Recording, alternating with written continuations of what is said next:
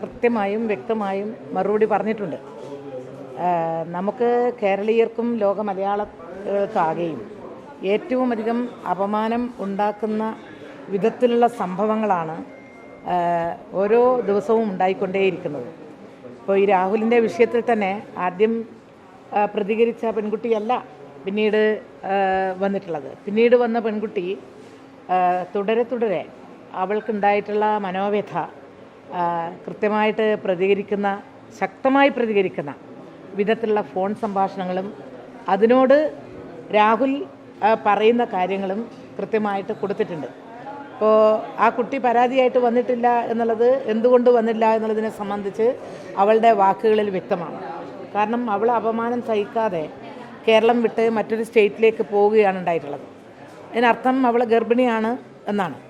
ഇത് ആരും ഇതുവരെ നിഷേധിച്ചിട്ടുമില്ല. ഇതാരും അങ്ങനെ ഒരു ഉണ്ടെങ്കിൽ വരട്ടെ, ഞാൻ നേരിട്ടുള്ളതെന്ന് പറയാനുള്ള ത്രാണിയൊന്നും രാഹുലിനില്ല. കാരണം ഇതെല്ലാം സംഭവിച്ചിട്ടുള്ളതാണ്. ഈ രൂപത്തിൽ സംഭവിക്കും എന്നുള്ളത് അറിയാത്ത ബുദ്ധിശൂന്യനായിട്ടുള്ള ഒരാളാണോ രാഹുൽ?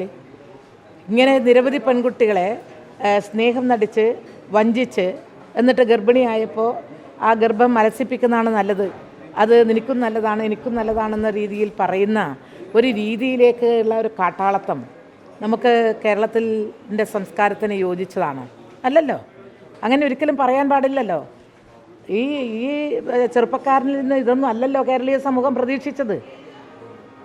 അവരുടെ പ്രസ്ഥാനത്തിന് ഏറ്റവും വലിയ ഒരു പ്രതീക്ഷയുണ്ടായിരുന്ന ഒരു ചെറുപ്പക്കാരനല്ലേ. പക്ഷേ അഹന്തയും ധിക്കാരവും എത്രത്തോളം ആവാം എന്നുള്ളത് നമ്മൾ പറയാറുണ്ട്. പലപ്പോഴും തോന്നിയിട്ടുണ്ട്, ഇത് അതിര് കടന്ന ഒരു ധിക്കാരവും ധാർഷ്ട്യവും അല്ലേ കാണിക്കുന്നത് എന്ന് കേരളത്തിൽ പലർക്കും തോന്നിയിട്ടുണ്ട്. അതുപോലെ തന്നെ സംഭവിച്ചു.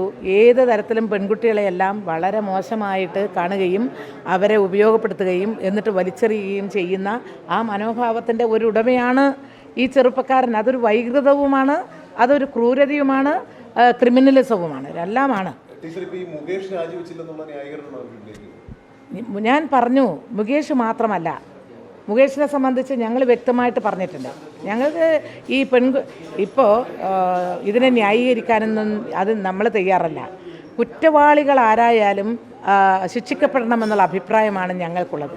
പക്ഷേ ഈ വിഷയം എന്ന് പറയുന്നത് അതിൽ നിന്നും എത്രയോ കടന്ന ഒരു വിഷയമാണ്. കാരണം തൻ്റെ സഹപ്രവർത്തകയായിട്ടുള്ള ഒരു പെൺകുട്ടി, കോൺഗ്രസ്സുകാരിയായിട്ടുള്ള ഒരു പെൺകുട്ടി ഉണ്ടായിട്ടുള്ള അനുഭവം, അത് തുടരെ ഉണ്ടായിട്ടുള്ള അനുഭവം പ്രതിപക്ഷ നേതാവിന് കൊടുത്തു കഴിഞ്ഞതിന് ശേഷവും ഇതിന് യാതൊരു തരത്തിലുള്ള പ്രതികരണവുമില്ല. അയാളുടെ ആ രീതിയിൽ തന്നെ പോവുകയാണെന്ന് മറ്റവരുടെ സുഹൃത്തുക്കളിൽ നിന്നുകൂടി മനസ്സിലാക്കിയതിൻ്റെ അടിസ്ഥാനത്തിൽ ഇത് പറയാതെ പോകുന്നത് ഇനി ശരിയല്ലെന്ന് മനസ്സിലാക്കിയിട്ടാണല്ലോ പറഞ്ഞത്. അതുപോലെ അല്ലല്ലോ 17 കൊല്ലം മുൻപ് ശരിയാണ് അത് പറഞ്ഞത്. ഇപ്പം അതിനിടയിൽ സംഭവിച്ചതെന്താ? ആ പരാതി പറഞ്ഞ പെൺകുട്ടി അറസ്റ്റ് ചെയ്തിപ്പോൾ ജയിലിലാണ്. ഈ പരസ്പര സമ്മതത്തിലൂടെ ഉണ്ടാകുന്ന ഒരു ശാരീരിക ബന്ധത്തെക്കുറിച്ചല്ല ഇവിടെ പറയുന്നത്. അതങ്ങനെ ഇവിടെ എത്രയോ നടക്കുന്നുണ്ടാവും, നമുക്കറിയില്ല. അതെല്ലാം അവരുടെ ഒരു ഇഷ്ടമാണ്, അവരെങ്ങനെ ജീവിക്കുന്നു എന്നുള്ളത്. ഇപ്പം തന്നെ ലിവിങ് ടുഗദറാണെന്ന് പറഞ്ഞിട്ട് നഗരങ്ങളിലൊക്കെ പലരും പെൺകുട്ടികളും ആൺകുട്ടികളും ജീവിക്കുന്നുണ്ടെന്നാണ് നമ്മൾ അറിയാൻ സാധിക്കുന്നത്. പലതരത്തിലും ആശുപത്രികളുമായും ഡോക്ടേഴ്സായിട്ടും ബന്ധപ്പെട്ടുകൊണ്ട് വന്നപ്പോൾ പലതരത്തിലുള്ള ബന്ധങ്ങൾ ഉണ്ടാവുന്നുണ്ട്. അതൊന്നും ആരും ഇവിടെ ചർച്ച ചെയ്യുന്നില്ല.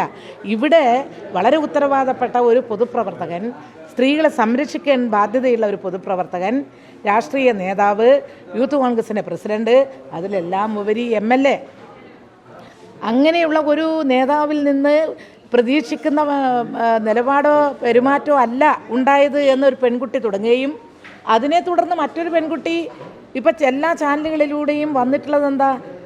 ആ പെൺകുട്ടിയുടെ ഒരു ആർഗ്യുമെൻ്റ് എന്ന് പറയുന്നത് അതിശക്തമായിരുന്നു. ഞാനും കേട്ടു. ഇത്ര ശക്തമായിട്ട് ആർഗ്യൂ ചെയ്ത ഒരു വക്കീലിനെ പോലെയാണ് രാഹുലിനോട് സംസാരിച്ചുള്ളത്. രാഹുലിൻ്റെ ശബ്ദം തന്നെയാണല്ലോ നമ്മൾ കേട്ടത്. ഇതുവരെ ആരും നേതാക്കന്മാരും നിഷേധിച്ചിട്ടില്ലല്ലോ.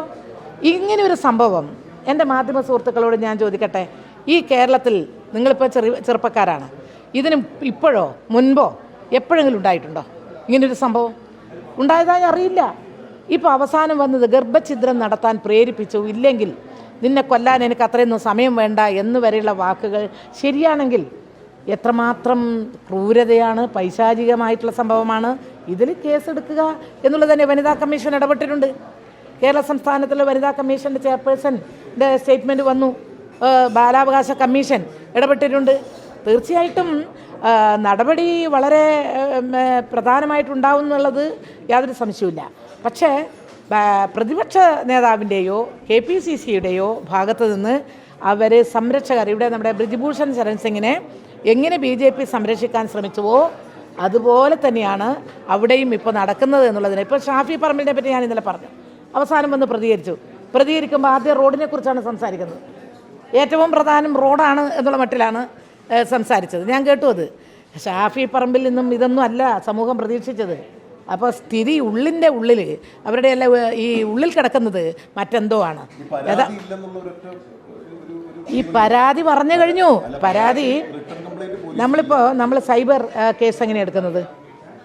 ഇതിങ്ങനെ വന്നിട്ടുണ്ടെന്ന് പറഞ്ഞു കഴിഞ്ഞാൽ അത് സ്വമേധയാ കേസെടുക്കുന്നുണ്ട്, കോടതി സ്വമേധയാ കേസെടുക്കുന്നുണ്ട് ഇല്ലേ? പരാതി ഉണ്ടായിട്ടാണോ ബഹുമാനപ്പെട്ട കോടതിയുടെ ഭാഗത്ത് പലപ്പോഴും സ്വമേധയാ കേസെടുക്കുന്നത്? കേസ് വരും. ഇപ്പോൾ വനിതാ കമ്മീഷൻ്റെ കേസ് എന്തായാലും വരുമല്ലോ. തീർച്ചയായിട്ടും ഗവൺമെൻറ്റും ഇതിൽ ശക്തമായിട്ട് ഇടപെടുന്നു തന്നെയാണ്. ഇതൊരു ക്രിമിനൽ കേസുമായി ബന്ധപ്പെട്ടതാണ്.